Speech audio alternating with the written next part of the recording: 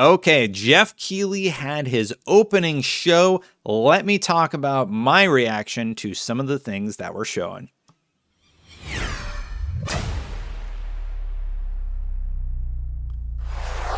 I'm going to be honest. I'm going to jump a little bit all over the place for this video. Before we get into it, remember, I'm raising money all month long for St. Jude Children's Hospital. Check the link in the pinned comment or in the description below. So, real quick, my reaction to Jeff Keighley's show.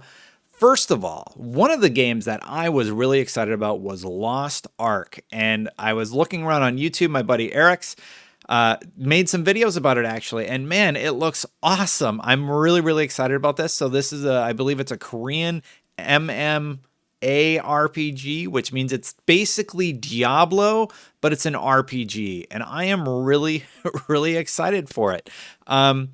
Lost Ark was revealed, so it's being localized in English, right? There are some ways that you can play in English right now, but the gameplay looks really good. It's sort of fantasy meets dungeon crawler based on what I've seen, and the gameplay looks really awesome. So that was one that I just wanted to talk about at the top. It's Smileworks is doing the port.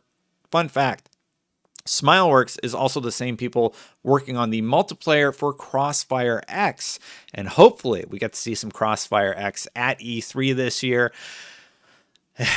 And Flight Simulator. There, I said it, Internet, you happy? But let's talk about the bigger news. I'm sorry I went for that one first. Probably a bad idea for the video. All right, well, let's just skip to the juicy stuff. Elden Ring, January 21st, 2022. That was the big closer, right? We saw horse traversal. The world looks absolutely gorgeous. The bosses, of course, larger than life, creepy looking. You're going to be able to have spectral allies. Dragons were in there. Very powerful magic attacks. You are a tarnished. You have magical abilities. You can summon helpful spirits to help you. And there was these creepy looking demons carrying a card. I put that in my notes. But let me read to you the words that they said. So this is everything they said in the trailer. The Tarnished will soon return, guided by grace once lost. The Golden Order is broken to its core.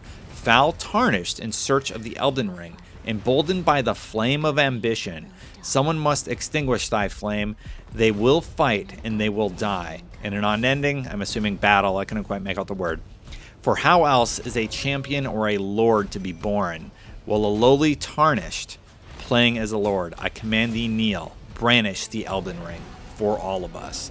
So there's that George R.R. Martin storytelling, and I already love From Software games, so the fact that we are going to get a story of that caliber in one of my favorite genres, with all of these new genres from one of my favorite developers, with all of these new mechanics, it has me incredibly stoked to see what is going to happen here. And real quick, if you'll forgive me, I thought I had it in my note.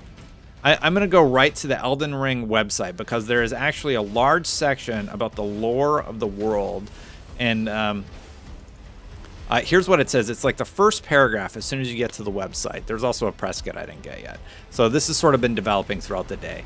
The Golden Order has been broken, rise tarnished, and be guided by grace to brandish the power of the Elden Ring and become an Elden Lord in the lands between. In the lands between, ruled by Queen Marika, the Eternal, the Elden Ring, the source of the Erd Tree, has been shattered.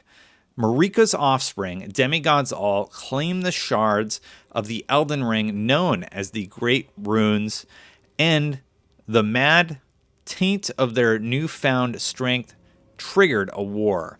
The Shattering, a war that meant abandonment of the greater by the greater will.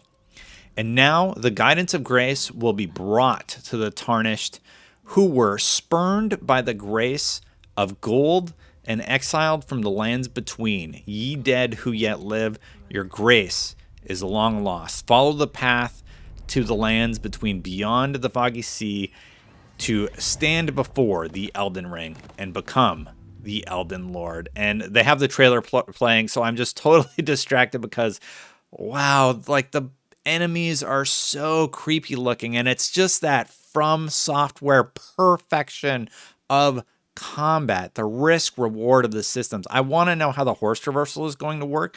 Doesn't mean the world is going to be larger than ever before, and it's just going to be a quicker way to get from point A to point B. And real quick, this is coming out on previous gen, so it will hit PS4 and PS5, Xbox One, PC, Xbox Series X and S, and of course the PlayStation 5. Yeah, really, really excited about this stuff. And just looking at the press kit really quick, I'll download it, but I wasn't prepared, so I'll have to look at that for the next one. But Elden Ring has my interest. I have to know, did this one get you hyped? Are you worried about it being released on the old platforms and new ones? For me, I'm just not worried about that at all because I already love the games that are on the previous gen.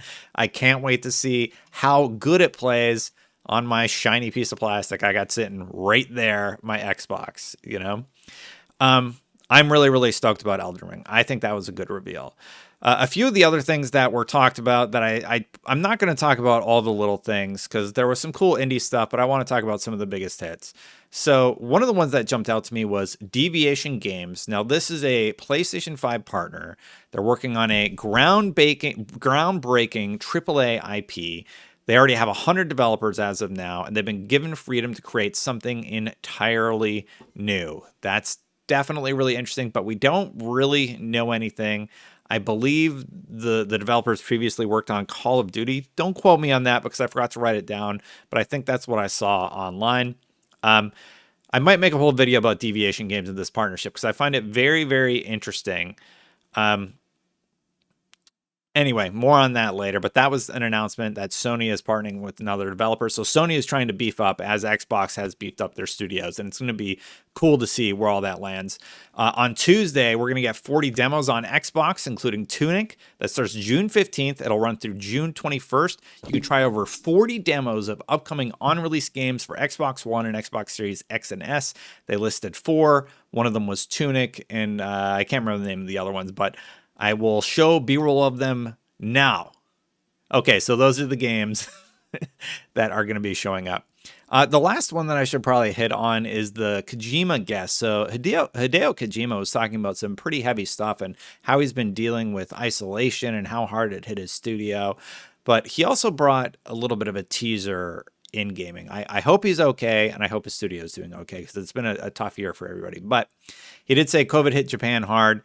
And he's changing how he develops games and considering how he introduces ideas to players. And then he launched the Death Stranding PS5 Enhanced Director's Cut, basically. And it was all just a Metal Gear nod. So I have to wonder, is he just trolling fans? Or, like, what was going on there? If there's an exclusive Metal Gear thing in Death Stranding on PS5, that's when I'm finally going to play it. Because I waited.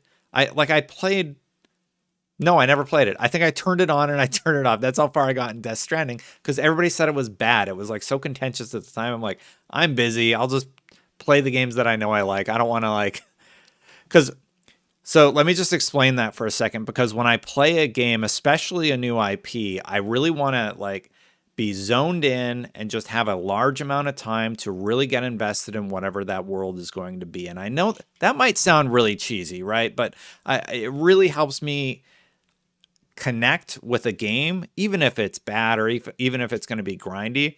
If I have that time, I can get invested and I will continue playing. Now, if I'm rushed and I only have like half an hour and I'm going to play for half an hour and then not really get invested, I often will lose interest or move on to the next thing because there's so many good games that come out throughout the year. Anyway, that's a bit of a tangent. Let me know if you sort of do the same thing where you really want to have game time, so to speak, so you can decide if you like a product or not. But anyway, that's my reaction to Keighley's show. He had a bunch of other stuff there. He had just going through my notes really quick. He had Jeff Goldblum was there. That was okay. The Call of Duty reveal, not that crazy. And most of the other games didn't really jump out to me. The Escape from Tarkov thing, I really like the building. The cityscape actually where they're going to be fighting, and yeah, for the most part the other stuff wasn't heavy hitters. Everything I covered in this video was a heavy hitter in my opinion at the video. And then of course what was it, Lost Ark was the other one that I nerded out about a little bit.